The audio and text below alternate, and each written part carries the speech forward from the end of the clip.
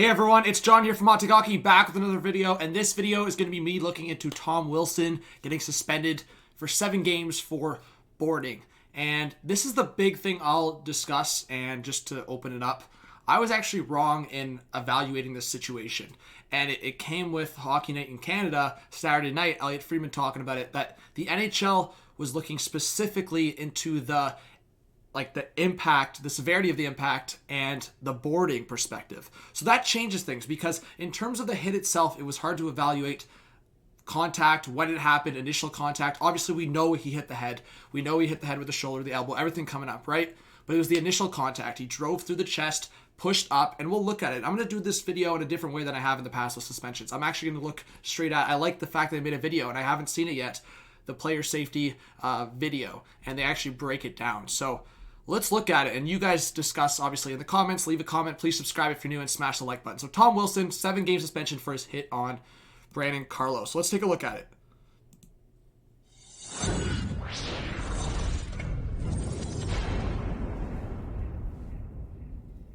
Friday night in Boston, Capitals forward Tom Wilson delivered a hit on Bruins defenseman Brandon Carlo that drove him violently into the glass and caused an injury. As the video shows, Jakub Vrana approaches the Bruins zone with Carlo defending at the blue line. He chips the puck into the corner. So the important part about this is they'll talk about it is Carlo was, I'm sure they'll talk about it, Carlo was covering Vrana, and Vrana was pressuring Carlo. So it was those two guys in the form of a battle.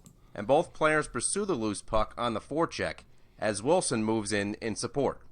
Carlo simultaneously bumps Vrana and lifts his stick to try to gain possession of the puck.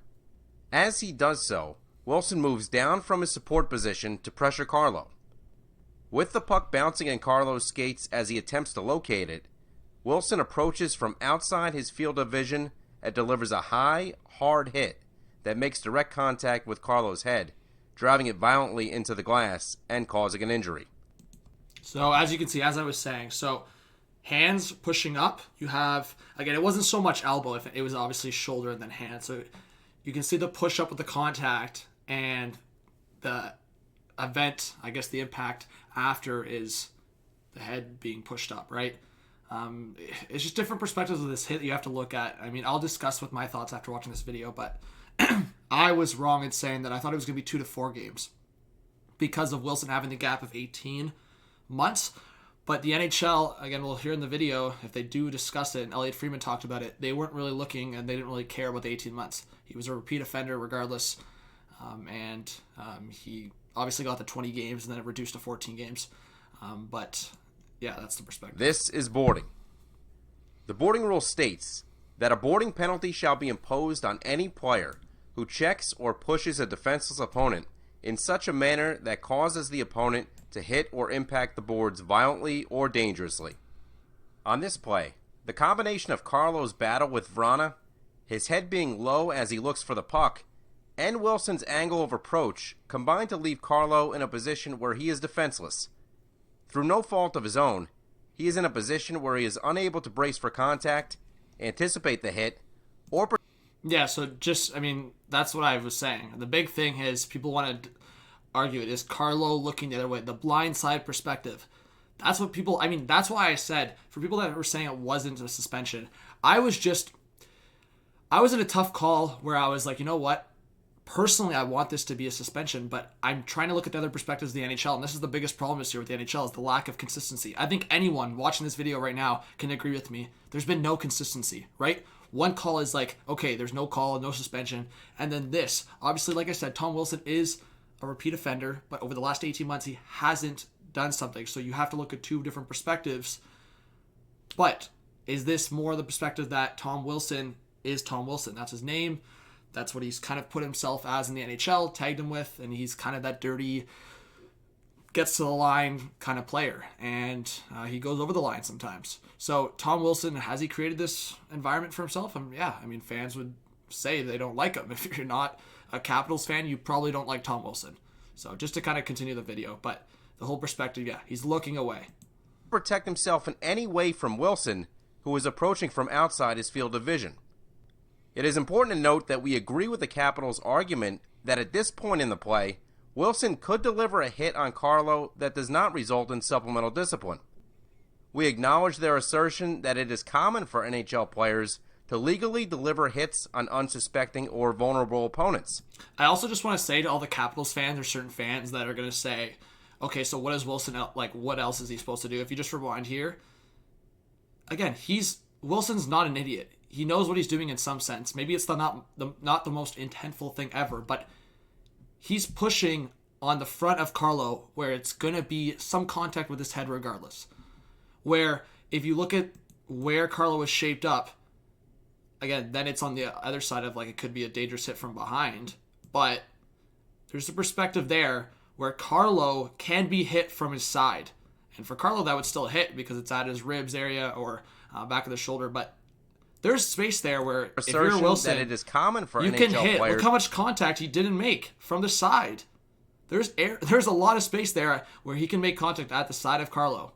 So, again, to say if there's no intent at all to do what, I mean, the result is I don't know, short-sighted. I think you got to take the blinders off.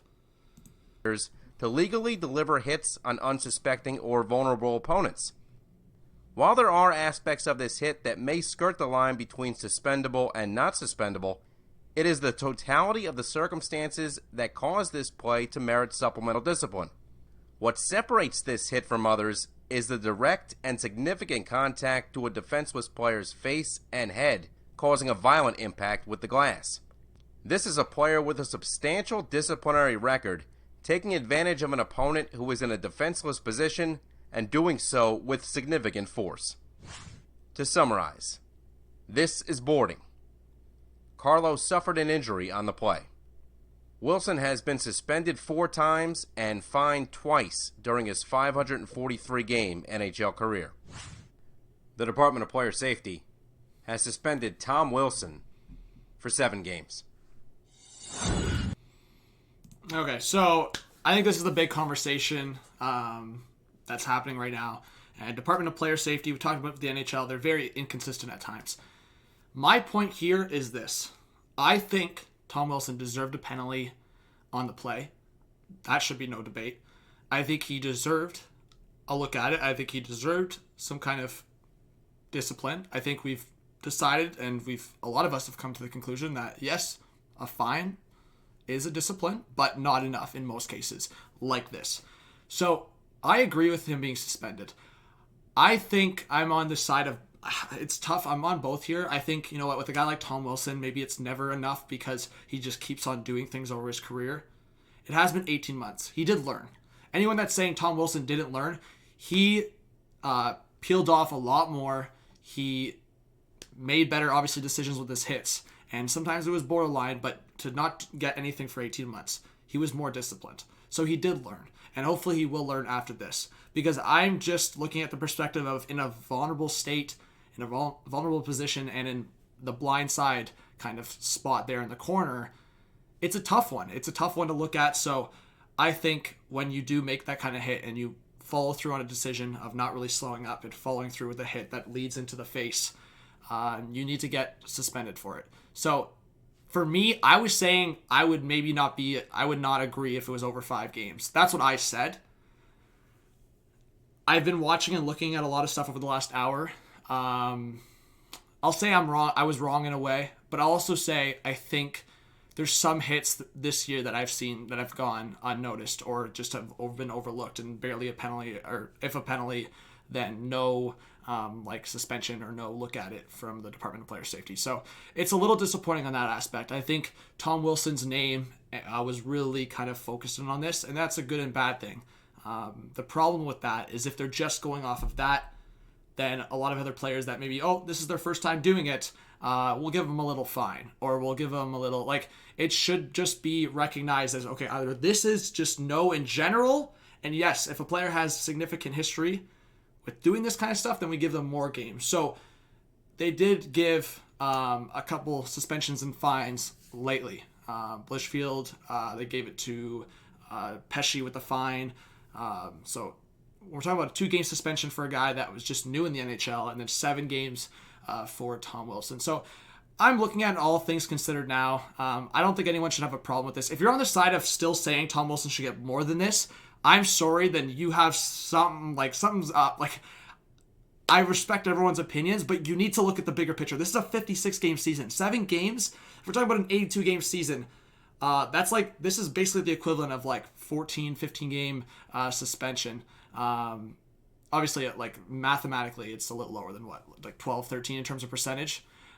56 is more than half of 82, but whether it's a 12, 13, 14, 15 game suspension in an 82-game season, my point is this is basically the equivalent of that. And if we're looking at 15 games suspended or 12 games suspended, whatever it is, that's significant. That is a significant suspension. So 7 games here, I don't really disagree with it. I don't know if it was the best way, because now they definitely need to put the hammer down for players going forward this season. I don't want to see any excuses. There needs to be more discipline handed out. So thank you so much for watching. Sorry, this is like happening all so fast and like right now. And honestly, I wasn't expecting a decision tonight for the suspension. I thought we were getting it tomorrow.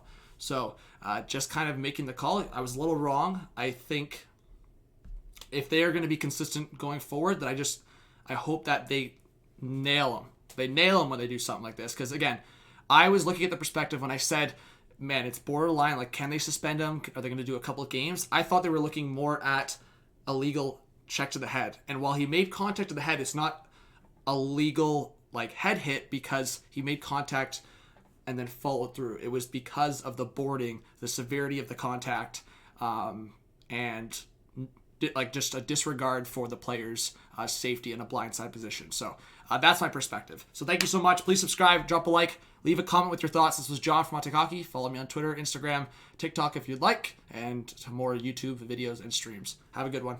Peace out.